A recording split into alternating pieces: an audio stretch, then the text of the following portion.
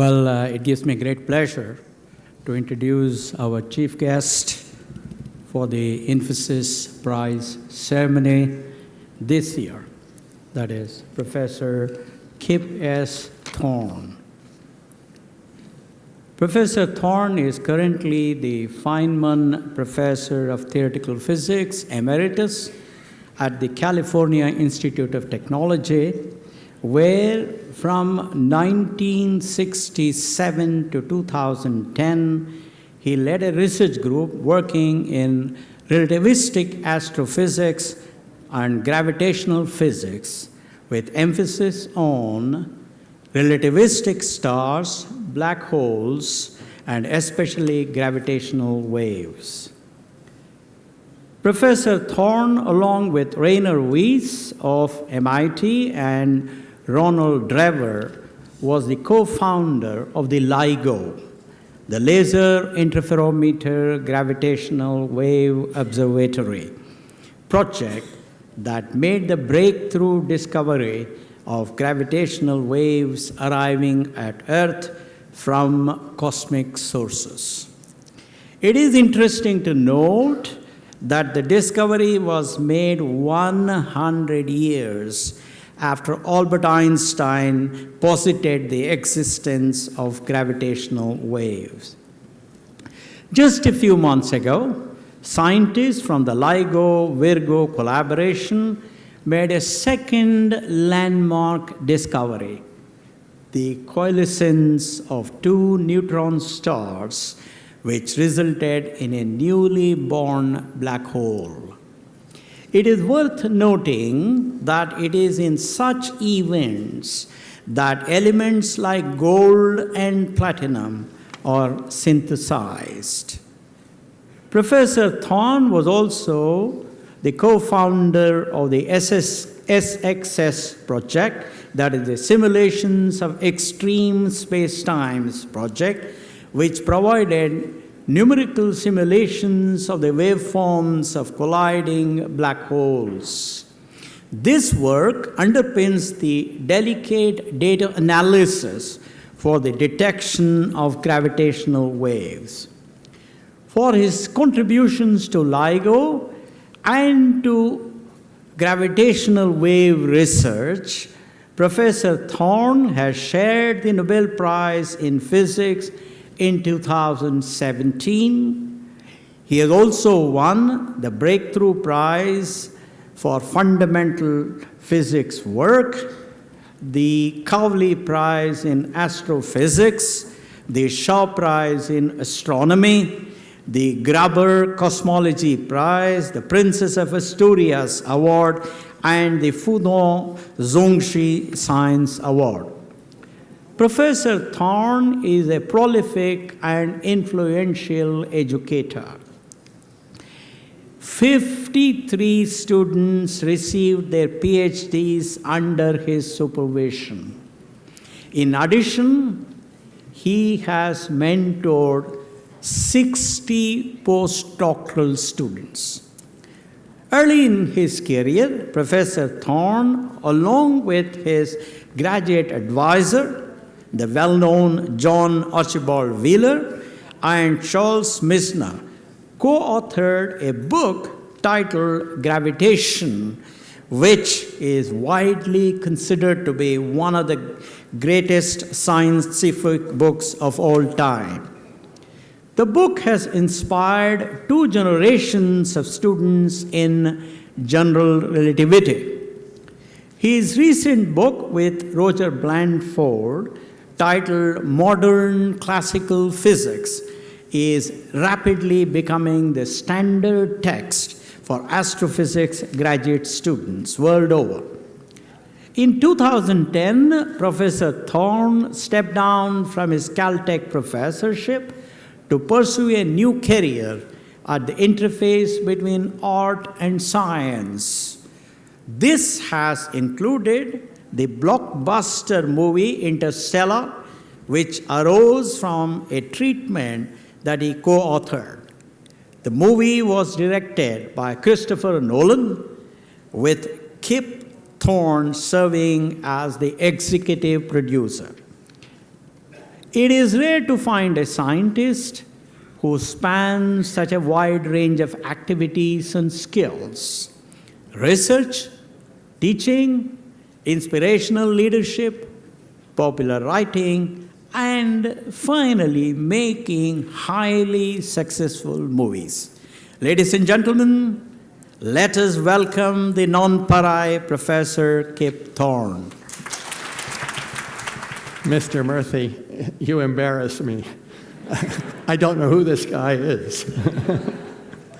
But Mr. Murthy, Mr. Dinesh, trustees of the Infosys Science Foundation, jury chairs, and Infosys Prize laureates, it's to the laureates that I offer my enthusiastic congratulations. Your prize honors your amazing achievements, and you should be very proud. Your prize is also an inspiration for young scientists and for the general public. It calls attention not only to your own work, but also to the beauty of science and the power of science for making life better culturally and better materially. Having myself only very recently received my own prize, the one from Stockholm, I've been thinking a lot about the responsibilities that accompany such a prize.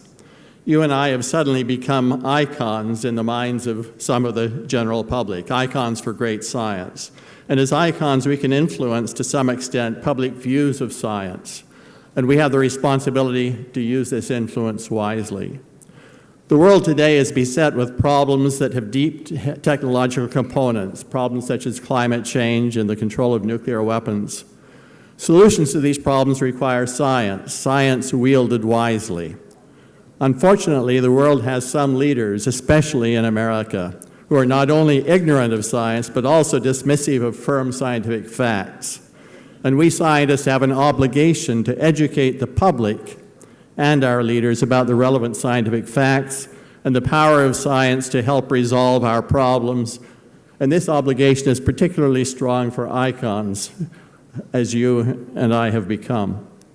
On a more positive note, we also have an opportunity to educate about the wonderful things that science can bring to humanity. Science-based technological advances that improve the standard of living for everybody, and science-based understanding of the universe that can satisfy the natural human curiosity with which we were all born. Now, I'll speak for a short while about technological advances, and then I'll focus on my own personal love, the advances in understanding the universe. There's great emphasis today on transforming scientific discoveries into technological applications, into products that have material and economic benefit for humanity. And this, of course, is good. But all too often, the funding for research is predicated on quick technology transfer, on projects that may lead to practical applications on timescales of just a few years.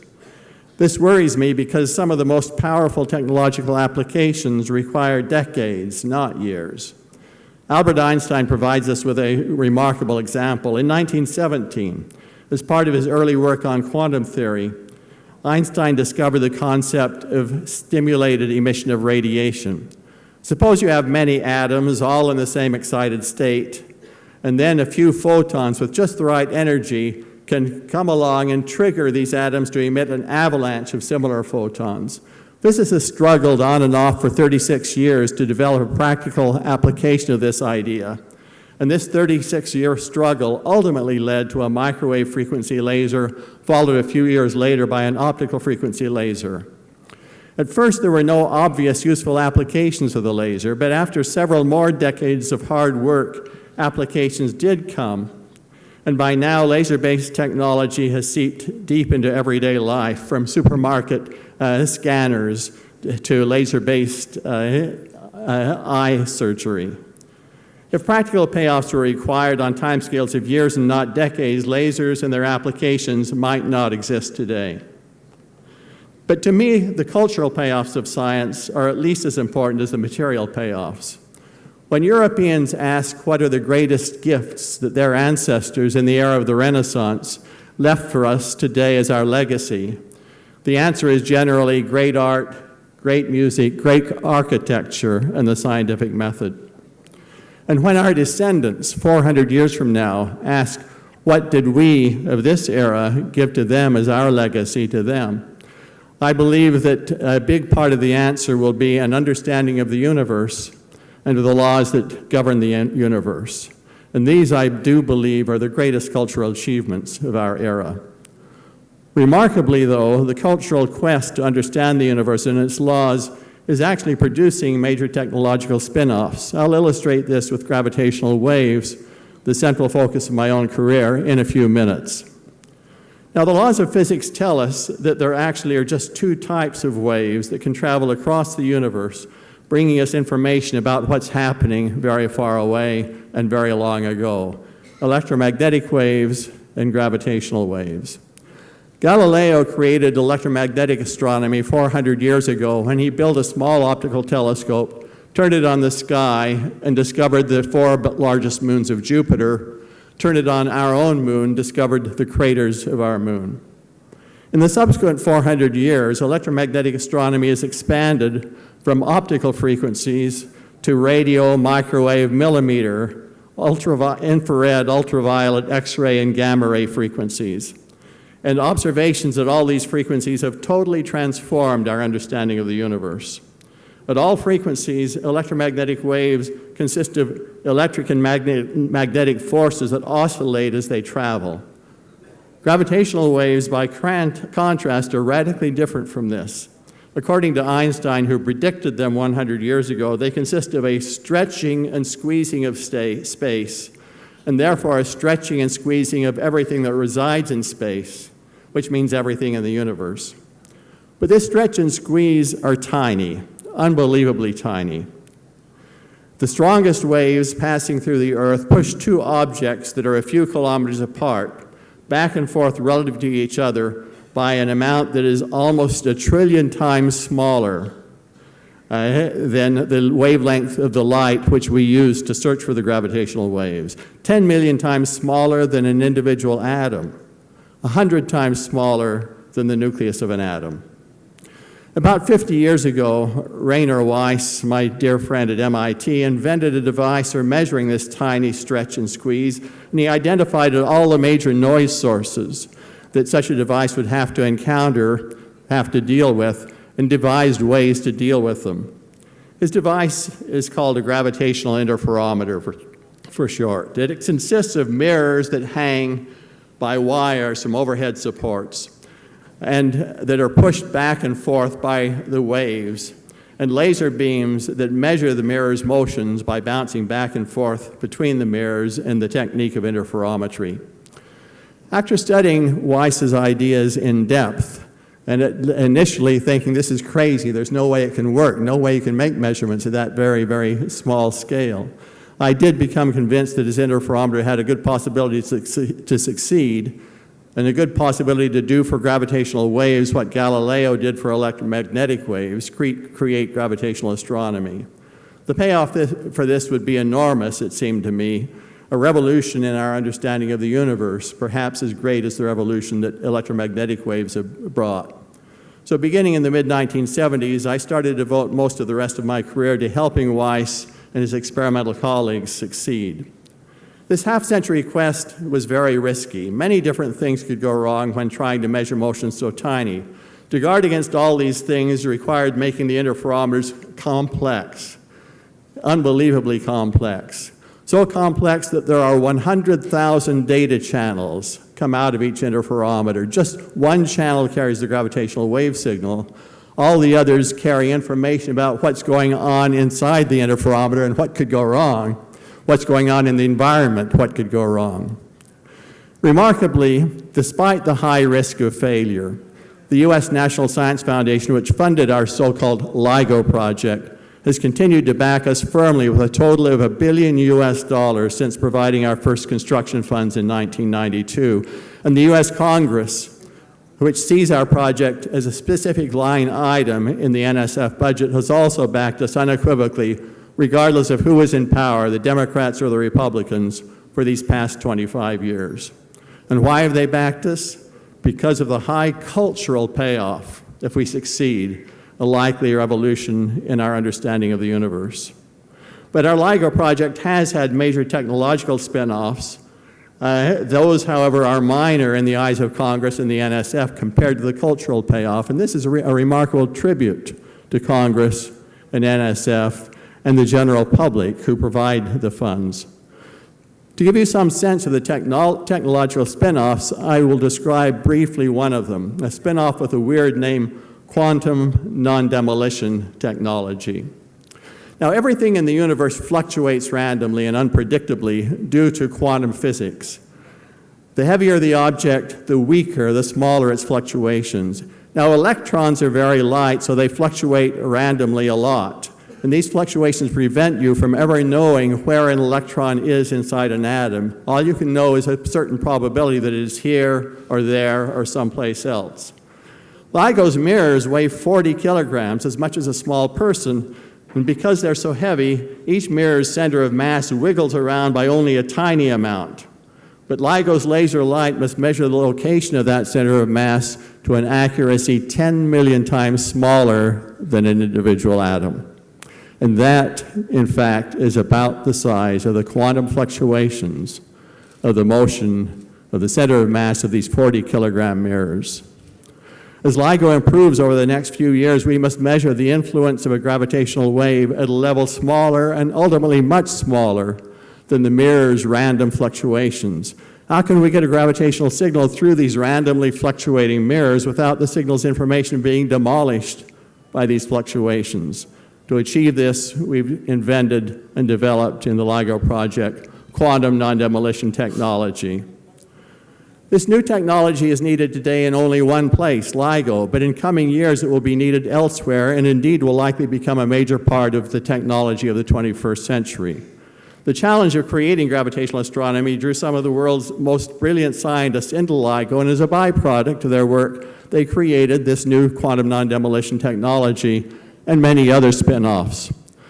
Without the challenge of LIGO, these inventions would likely not have been made, at least not so soon.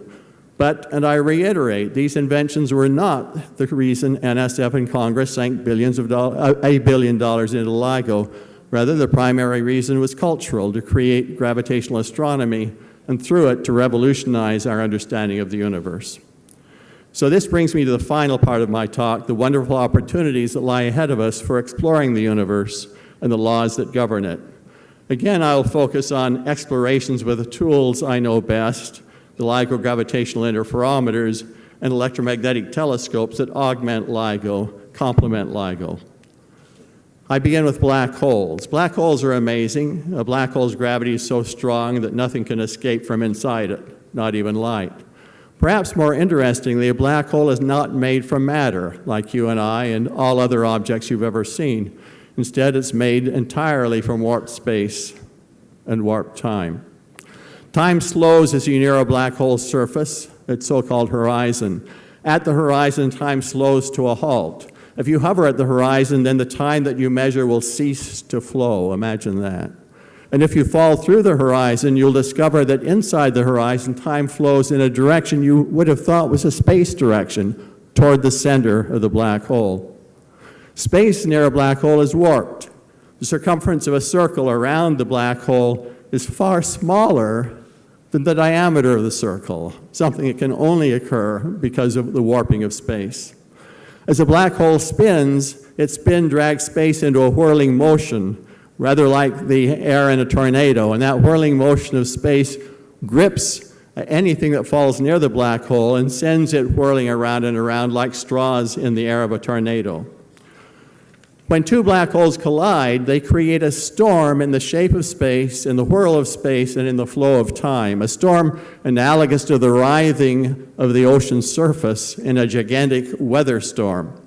The first 6 gravitational waves observed by LIGO were from colliding black holes, and the shapes of the waveforms of the gravitational waves as a function of time that came off agreed beautifully with the computer simulations that computed the waves from a black hole storm, from the wild writhing of space and time inside the black hole. In effect, we've seen the storms, the black hole storms, through the gravitational waves, and the storms are as Einstein's laws predict. As Mr. Murphy remarked, last August 17, LIGO observed a burst of gravitational waves from a pair of colliding neutron stars. Each of these stars was about 1.5 times heavier than the Sun, but only 20 kilometers across. It had a density 10 times higher than the density of an atomic nucleus, and the star's collision produced a fireball from which emerged a burst of gamma rays detected by gamma ray telescopes in orbit above the Earth about 2 seconds after the collision. As the fireball expanded, it gradually became transparent to electromagnetic waves of lower frequencies, so astronomers successfully saw X-rays, ultraviolet light, visible light, infrared light, and radio waves. The details of the light were in accord with the prediction that such stellar collisions, as Mr. Murphy remarked, are the primary source of our universe's precious metals, gold, platinum, and so forth. In fact, the theoretical simulations predict that the amount of gold produced by this particular collision of two black holes was equivalent to 150 Earths of pure gold, each made of solid gold. That much gold in this black hole collision. This neutron star collision was the most intensely studied object in the history of astronomy. To make these studies possible, it was essential for the gravitational astronomers to tell the electromagnetic astronomers where to look on the sky. Fortunately, about 2 weeks before the collision was seen, LIGO's two interferometers, one near New Orleans and the other near Seattle, were joined by a third gravitational interferometer called Virgo near Pisa, Italy. By measuring the delay in the arrival of the gravitational signal at these three interferometers, the gravitational astronomers could triangulate on the sky to determine where the source was, to within a volume that contained only about 49 galaxies. And in this region of sky with 49 galaxies, electromagnetic astronomers searched galaxy by galaxy for any kind of sudden light, sudden emission, and did discover a sudden emission coming from one particular galaxy called NGC 4993. And that radiation was of just the form expected from colliding neutron stars. So these observations marked the birth of so-called multi-messenger astronomy, observations of gravitational waves, one kind of messenger, plus many different frequencies of electromagnetic waves, each another kind of messenger, all of these coming from the same object. Multi-messenger astronomy is likely to be the thing that really revolutionizes our understanding of the universe, not gravitational waves by themselves. But to enable this, we will need positions of the gravitational wave sources that are far more accurate than what we had for this neutron star collision. And for this, the premier new instrument to enable these very good positions is INDIGO, a LIGO gravitational interferometer that will begin operating in India around 2025. This interferometer is not only crucial for the future of multi-messenger astronomy and gravitational astronomy, it also brings to India LIGO's remarkable technologies, such as quantum non-demolition technology. Now, gravitational waves penetrate through all forms of matter, and because of this, they're the ideal tool for observing the earliest moments of the universe. Theory predicts that when the universe was younger than a trillionth of a second, it was so hot that the electromagnetic force didn't even exist. And Maxwell's equations, which govern electromagnetic force, were irrelevant. They had no sway over anything. Instead, there was a different force, a so-called electroweak force. According to theory, when the universe was about a trillionth of a second old, the expansion of the universe and the associated cooling triggered the electroweak force to break apart, creating the electromagnetic force and an associated weak nuclear force. And these new forces may have been born inside bubbles that, according to theory, should have expanded at the speed of light, collided, and produced gravitational waves that can be seen today, 13 billion years later, by a gravitational wave interferometer called LISA that measures gravitational waves with 10,000 times longer wavelength than LIGO. LISA will be launched by the European Space Agency into space around 2030. I look forward eagerly to the day when LISA sees these gravitational waves and thereby watches the birth of the electromagnetic force, the birth of Maxwell's equations, the birth of the laws of nature that govern electricity and magnetism. Theorists also speculate that the universe began with the so-called Planck era, in which space and time and matter were all created together, and that this Planck era was followed by an epoch of extremely rapid expansion called inflation. Theory insists that this inflation greatly amplified whatever gravitational waves emerged from the Planck era, producing a rich spectrum of gravitational waves today. And that spectrum carries, mixed together, information about the Planck era itself and about inflation. By the middle of this century, these primordial gravitational waves may well have been measured by in two different frequency bands, waves with periods of a few seconds to a minute, observed by a follow-on mission after LISA, and waves with periods of a few 100 million years observed indirectly by their influence on the electromagnetic cosmic microwave radiation from the Big Bang. I look forward eagerly to seeing the results of these measurements if I live that long, and I will try very hard, because they will be our first detailed glimpse of the Planck era, our first direct observations of the Planck era and the epoch of inflation, in effect, our first direct observations of the very birth of the universe. And because that birth is governed by the poorly understood laws of quantum gravity, the holy grail today of theoretical physics, these observations might tell us much about these mysterious new laws. They may be the ultimate test of the laws of quantum gravity. The future of astronomy and cosmology is truly exciting. Through Indigo, through other instruments and theoretical work, your nation and its scientists will play a major role in this exciting future, along with the scientists of the rest of the world. Thank you.